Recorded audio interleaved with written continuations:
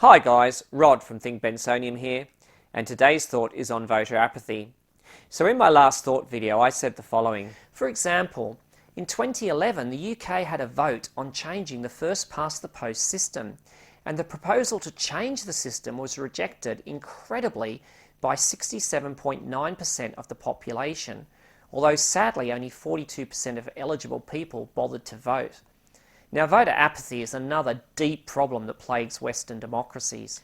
So this week I am going to explore more closely voter apathy, what drives it, and why it is such a serious problem for the health of a modern democracy. You see, like it or not, the people who run our country really do have a major impact on our lives. Good government policy has the potential to help many, while bad policy can make a substantial number of lives utterly miserable. This truth becomes even more stark when one considers the important function of government in terms of national security. A poorly thought out war brings suffering and death to needless thousands. More recently, similar consequences have occurred because of the poor handling of the COVID-19 pandemic by some governments. In terms of the COVID-19 pandemic, countries that took seriously the scientific advice from the outset saved literally tens of thousands of lives from the disease, as evidenced by the unfortunate control group of countries where bad politicians failed to enact the necessary restrictions in time to prevent the wide-scale spread of the virus. Sadly, as the famous physicist Richard Feynman said at the conclusion of the investigation into the Challenger space shuttle disaster, for a successful technology, reality must take precedence over public relations, for nature cannot be fooled. The harsh truth is that reality is very dogmatic, differentiating between good and bad government very quickly. So given government policy is so critical to the good or ill of a society, it makes sense that we need to exercise our vote very carefully. So why don't we? Well, one reason is the very wrong belief by many individuals that all politicians are the same and equally corrupt. Way too many people voice this opinion, yet it is so completely wrong and foolish. I think the idea that all politicians are the same is seductive because it makes the owner of such a sentiment seem sophisticated in the sense that they are not so foolish to be taken in by those smooth-talking politicians who are just trying to secure their vote. Yet just as in all walks of life, not all politicians are the same. Some are very good, others mediocre, and others just downright incompetent, evil, or worse still, in the case of Trump, both. In fact, it could be argued that the very nature of politics is such that it will attract those who occupy the extremes on the good to bad ends of the moral spectrum. The reason it will attract highly altruistic individuals is because those who care deeply for the good of humanity at some point correctly realise the importance of political actions in the way they influence lives for either good or bad. There are plenty of individuals who start out working for charities or as legal advocates who realise they might be able to make the lives of those they serve better by entering Parliament. At the other extreme, because a political career offers power and status, it is also highly attractive to those with narcissistic or even psychopathic tendencies. These individuals often see a political career as a path to power for the sake of power alone. Such folk care little for those they govern. Additionally, if you throw greed into the mix, bad politicians quickly realise they can supplement their parliamentary income by aligning themselves with corporate interests, ensuring they have a lucrative post-political career on the board of a major corporation, while also milking the speaking circuit. Alternatively, some will make large sums of money writing articles for popular newspapers. In UK politics, there is often a nasty symbiotic relationship between the right-wing media organs and the politicians they support. Therefore, in any given election, it is highly possible that a particular parliamentary seat up for grabs will be contested by individuals who are far from equal in terms of which one will be better for the electorate. In such a situation, people who fail to vote because they use the lazy reasoning that there is no difference between either candidate could inadvertently be clearing the way for the election of a politician who will definitely decrease the quality of their life and the lives of their fellow citizens. Yet by this argument, it also means that it is not enough just for a person to vote. Everyone needs to make sure they take time to understand the policies and the character of the person they are voting for. While this requires some time investment, given politics often has a direct bearing on the quality of one's life. Surely it is a time investment that is well worth making in order to ensure you really are voting for the best candidate. A second excuse people use for not voting is they argue that none of the candidates have the policies that exactly match their own. Unlike the first excuse, this second one does recognise some politicians are better than others. However, it sets the bar for acceptable politics so high that the individual who holds these views ends up voting for no candidate. While the first excuse is often given by those who are not interested in politics, the second excuse is given by those who, while being politically engaged, carry ideals which are unrealistic about how things ought to be. These ideals often prevent them from compromise.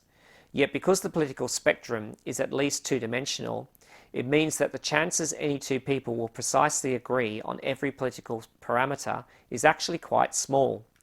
The following graphic demonstrates what I mean by two-dimensional. The horizontal axis is the one that most people commonly consider when thinking about different political positions. This is the left to right axis, where left-wing politics tends to favour more equal wealth distribution, whereas right-wing politics tends to emphasise the idea that wealth must be earned, with those who have worked hardest being rightly rewarded. Yet there is another distinctive axis that can be considered independent of the left to right spectrum, and that is how much a government should manage and actively control the lives of those they govern. This axis tracks the libertarian to authoritarian scale. For example, it is highly possible to want a more equal wealth distribution while simultaneously also wanting government to largely stay out of people's personal lives and beliefs. Likewise, it is also possible to want a society with little social safety nets, but one which is strong at enforcing your own particular moral system. Unfortunately, there appears to be a correlation between those who are most engaged in politics and the desire for the government, either left or right, to exercise its authority with more force. This is particularly so in the United States of America and is the cause of what many have called the cultural wars. Often the battle lines are around issues such as women's reproductive rights or homosexual, transsexual issues. I will explore these and other matters in later thought videos, but for now it is important to remember that whatever your political view, it will have little consequence if politicians, which are closer to your taste, never actually gain the power to do anything. Another feature of the multidimensionality of political positions is there is a very rich space of ideas to explore if people are willing to discuss politics without falling out. I think the difficulty for individuals from my generation is it was rammed home to us that politics, like religion, is an off-limits subject. While I sympathise that politics can be a very divisive topic, I think the knee-jerk reaction of my generation to relegate politics to the persona non grata category of off-limits conversation means that those with the wherewithal to reach the masses, and here's looking at you, Rupert Murdoch, have had an undue influence over the way people frame their own political paradigm. This has led many political scientists to state that the Overton window in the last 30 years has moved substantially to the right.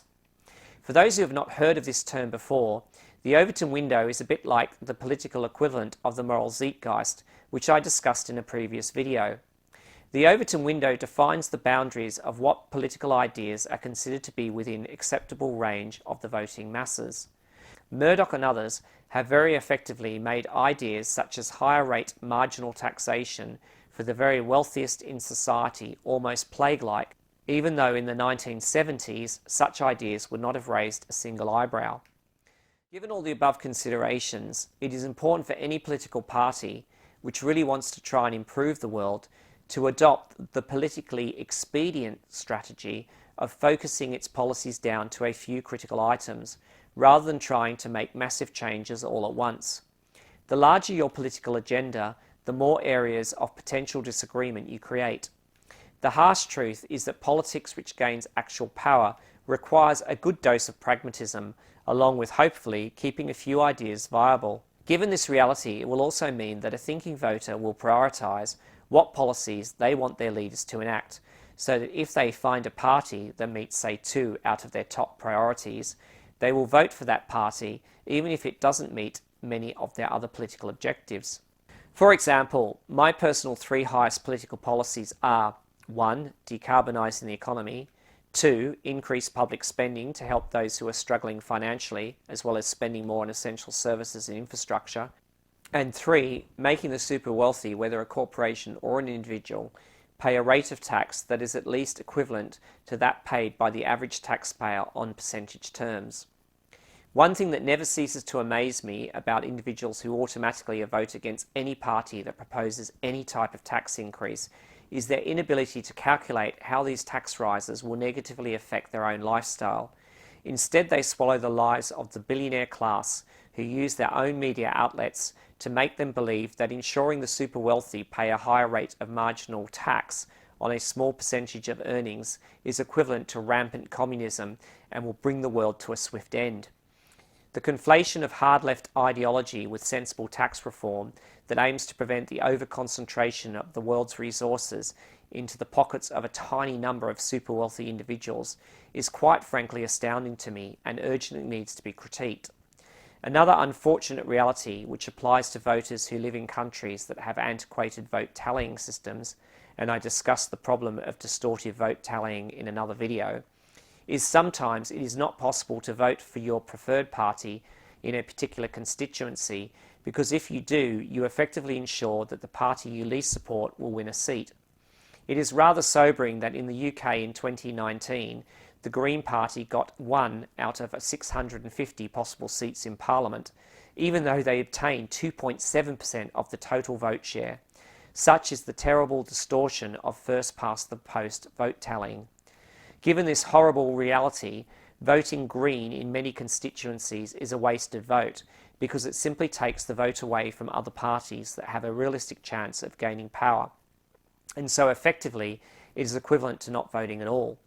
Therefore, under a first-past-the-post system, I sadly cannot vote for the Green Party, even though I put decarbonising the economy as my top priority, because voting Green might result in the election of a Tory candidate, and I am completely against almost everything the current Tory party and its leader Boris Johnson stand for. The bottom line is, if you are unlucky enough to live in a country with an utterly flawed voting system, then it may mean you must forgo your favourite candidate, especially if you are trying to stop an even more destructive political party gaining power. In conclusion, don't be apathetic. Not all politicians and parties are the same, so take time to research your options and then always vote accordingly. If you're lucky enough to have a party that aligns well with your beliefs and has a good chance of gaining a seat, then great, vote for them. However, even in the worst case scenario, where you feel no political parties represent your view, then frame your vote in such a way that you are voting for the least worst option. I think no matter how bad the options become, it is almost always possible to work out which party will do less real political damage. Okay, so that's the end of my thought video for this week. If you like this video, please do hit the like key below.